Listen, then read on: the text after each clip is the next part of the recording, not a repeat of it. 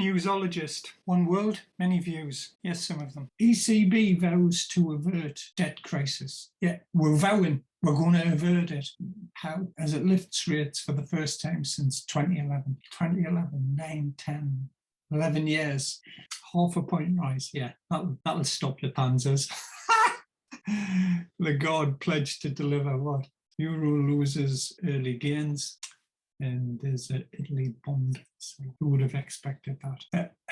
The main thing is that Italy has a debt problem. I think it's about 9% of their GDP or something. Nobody cares. And just let the Germans pay for it. It's always jam. It's always tiramisu tomorrow in Italy. Will it crash everything? No, of course not. It will just funny about, and they'll come up with some new fangled QE, some financial jiggery pokery will be carried out, which will enable this to limp along. Meanwhile, the good leg will be kicking the Parma Pomodoro along the Strasser. Strasser an Italian word, or is it? The ECB raised interest rates 50 basis, half a percentage point, pledging. Will we be able to hold them to that? To prevent surging borrowing costs from sparking a Eurozone debt crisis amid political turmoil in Italy and the resignation of the PM. Draghi. First rise for more than a decade, twice the size of the increase muted by the bank. Move ends 8 years of negative rates. Lagarde said it was time to deliver. Working for the post office after Eurozone inflation hit a record of 8.6%, more than 4 times the bank's 2% target. Nobody who gets up. So, rate increase followed Draghi's resignation from Italy's national unity government.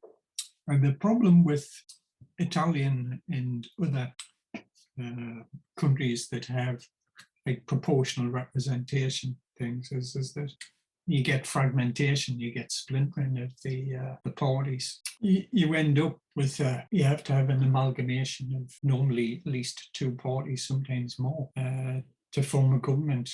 The beauty about the British system, you can agree or disagree with it, first past the post, is that it normally ends up with a clear lead for one party. Normally in Britain, you've only got to get about 35% of the votes or something like that to form a government.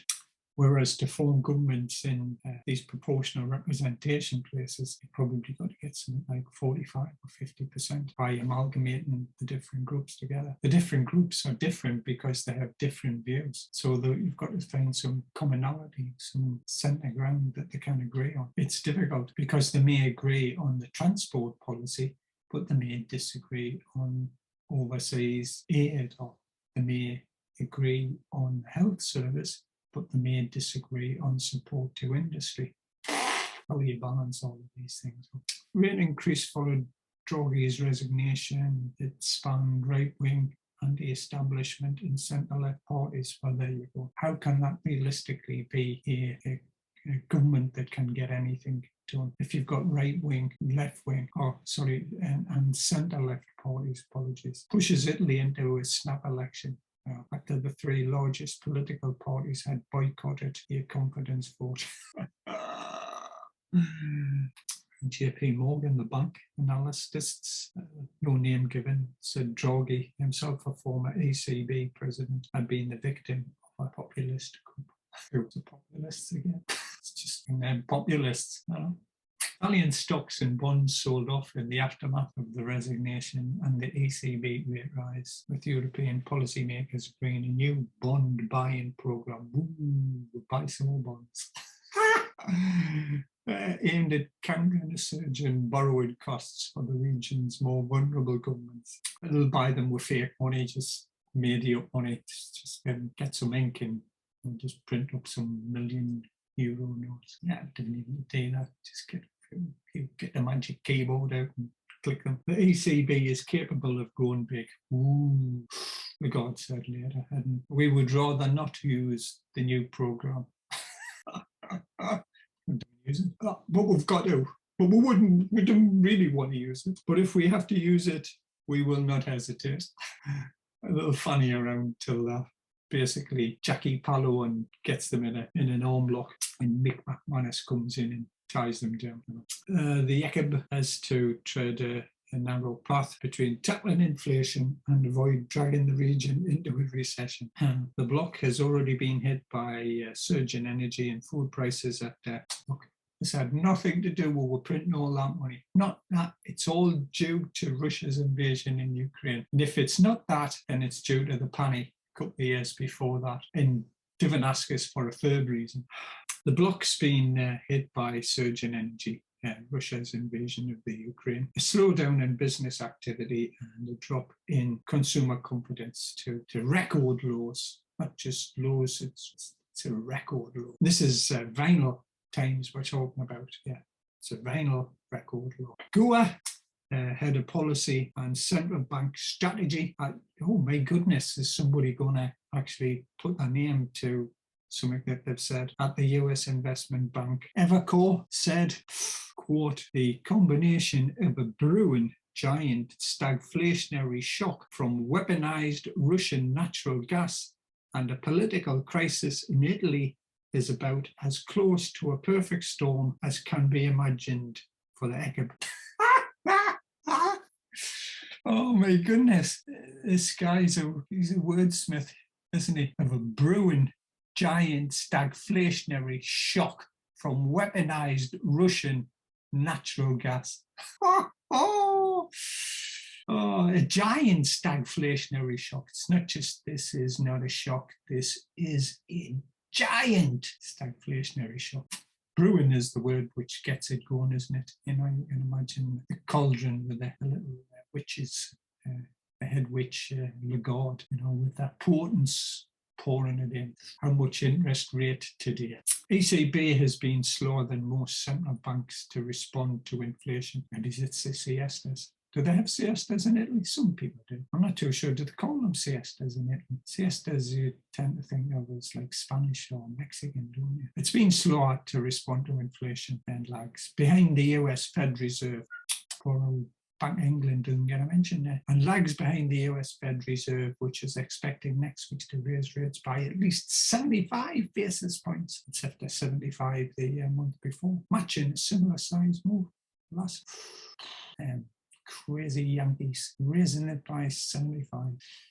The euro initially rose on the ECB's announcement, but later trimmed its gains. Yeah, couldn't keep them gains against the dollar to trade at 1.019. So basically $1 and a penny, $1.01. Bresky, head of the macro research at the cloggy Dutch bank ING, said investors were absorbing the likelihood of the ECB's raising rates less than expected in the future after it weakened its guidance from before by shifting to a meeting-by-meeting approach to interest rate decisions. What does that mean?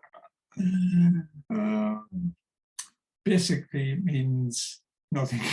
It's exactly the same as it was before. They do it on a meeting-by-meeting basis anyway. That hasn't changed. Investors were absorbing the likelihood of the ECB's raising rates less than expected in the future. Less than expected in the future. Okay. Lagarde said discussions within the bank had focused on tackling inflation with a bolder rate rise while designing a bond back. Listen, this is the meat and potatoes of it. Designing a bond buying scheme. Yeah, got the magic keyboard out of the cupboard again. We'll be able to buy a load of stuff. Bond buying scheme to prevent Eurozone spreads from widening for unwarranted reasons.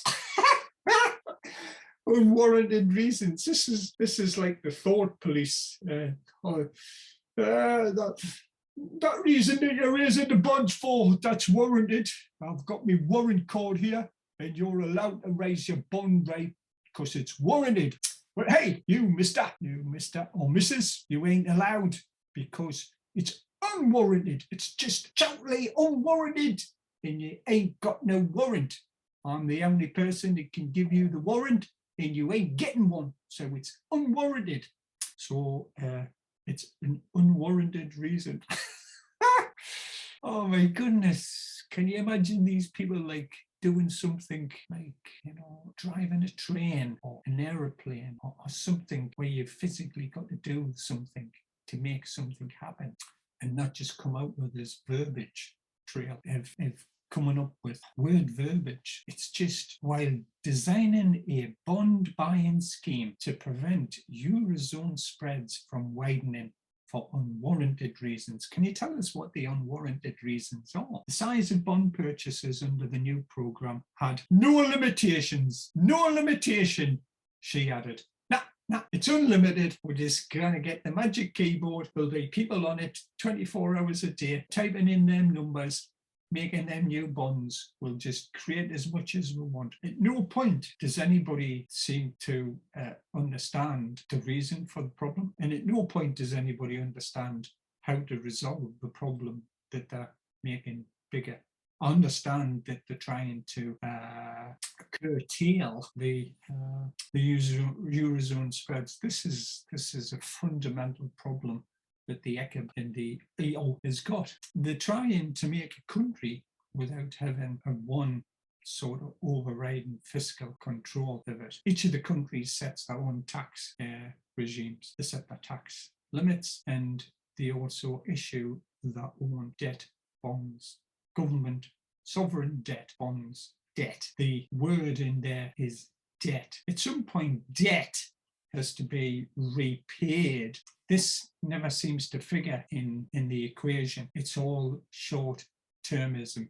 It's all crisis management. Here you had a pristine new currency started just over 20 years ago, and they've managed to run the thing into the ground. Now, okay, there's external forces happened. You had COVID in 2020, and you've got the Ukrainian situation. But let's put the Ukrainian situation into perspective. The sanctions which are being imposed are what the EU has deemed to be done. Now, this is a sanction imposed by themselves. What they seem to think, and this applies equally to the US and the UK governments as well, is that sanctions can be imposed on the Ruskies, and the Ruskies will just idly stand by and allow the sanctions to be imposed on them without, I was going to use the word retaliation, but I think that's too strong, by acting in, from the Ruskies' point of view, their own interests. You basically told the Ruskies, you're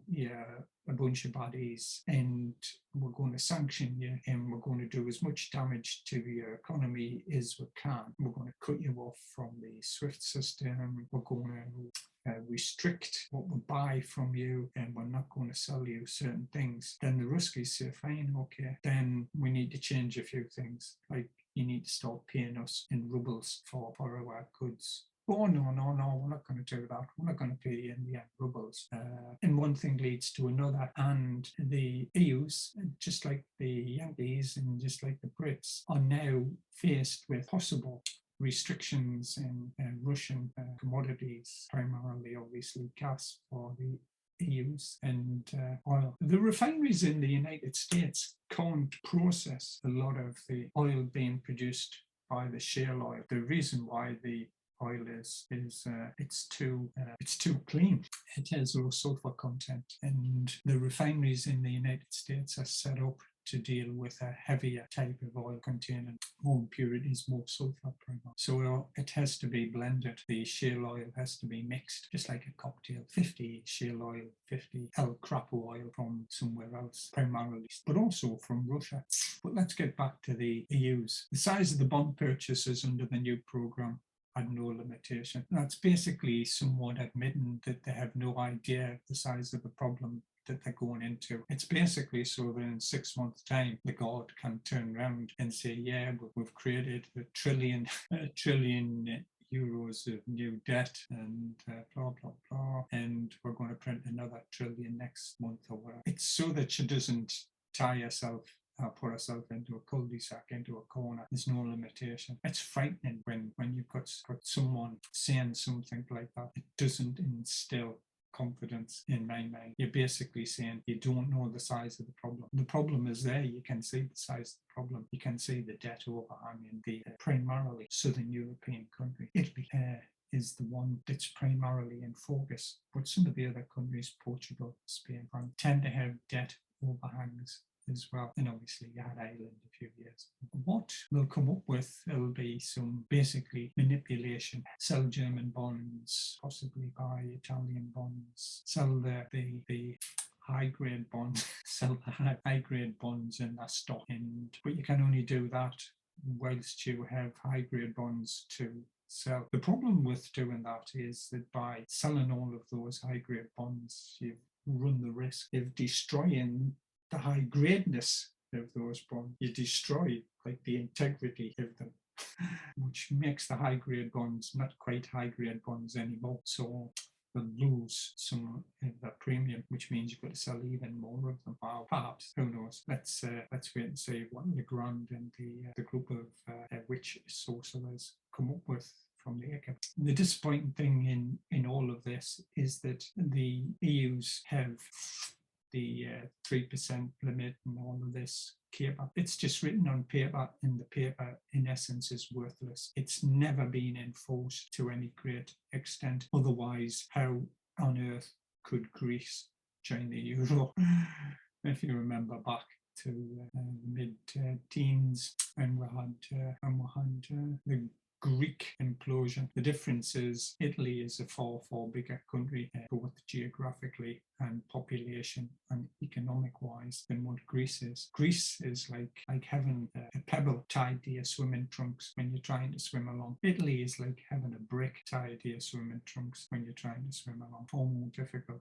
Political turmoil in Roma has raised concerns that rising interest rates will affect the sustainability of Italy's public debt, which sits at ding, ding, ding, ding, ding, ding, 150% of GDP. Can we just go through that again? Sorry. Wow. What? Public debt. The public debt, what Italy owns in sovereign debt, is 1.5, 1.5 years of the whole of the economy of Italy. So of everything, every Fiat, every Alfa Romeo, every Ferrari that was produced, along with everything else, all the pasta, all the pomodoro, all the cani, all the prosciutto, everything that was produced in Italy and exported and made in Italy and sold, and everything that everybody did, you would have to work for 1.5 years at that to equalize and pay off the debt. 150%.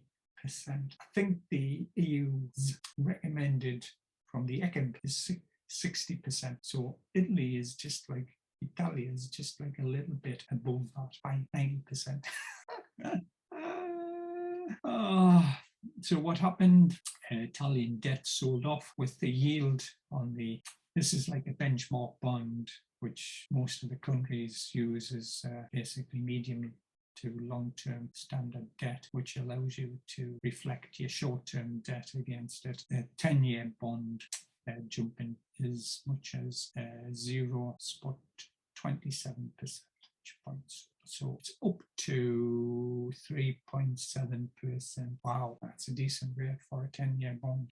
It's above the 10-year rate for the US. It's well above the German one as well. So what would you do if you had some euro dosh? What would you do? Put it into German bonds or put it into Italian bonds? Put it into German bonds. The thinking would be, well, it's more secure.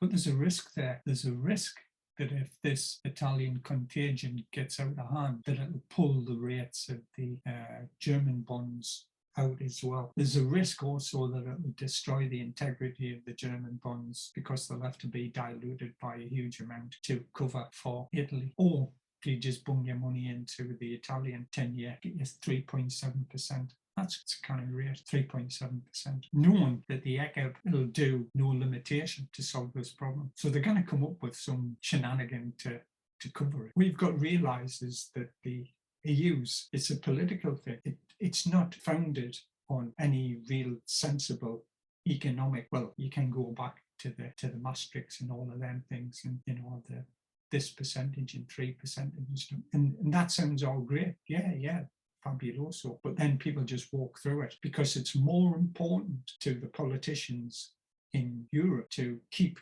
countries in the EU, in the Eurozone, and to keep them in the EU than it is to be financially responsible. Being realistic, Greece should have never been allowed into the Euro. Shouldn't. It's just absolutely insane allowing them in. It was a political decision assisted by one of the large American institutions that did some creative accountancy work, which proved that yes, that up is down and down is up and left is right and black is white and white is red and green is whatever it happens to be. So they managed to get people to look the other way, to get Greece into the euro, and the rest, as they say, is how do you pay your bonds off. I've got no real feel for how this is going, other than it would be a pile of brown excrement show, but it would be painted to look really, really good. The top and bottom of it, realistically, is not so much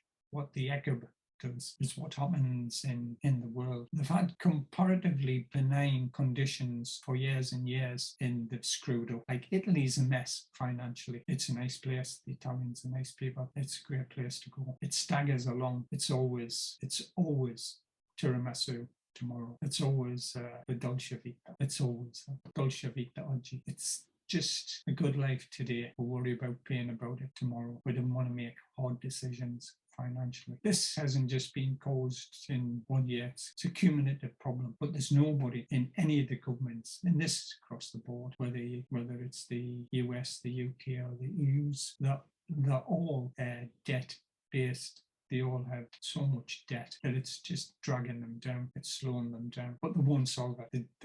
Because to solve the debt would mean they would have to do something which they don't want to do. So here we've got Italy's Presidente Mattarella. He's signing the decree to dissolve Parliament, watched by the PM Draghi. There you go. So the percentage change in Italian GDP went down around about 8% during the year of the Lurgy, 2020. It came roaring back to a +6 in sort of 21, and the forecast at the moment is between 2 and 0, i.e. the Italian economy is growing, but it's growing in a very slow rate. The IMF expects a market slowdown for Italia in the next year.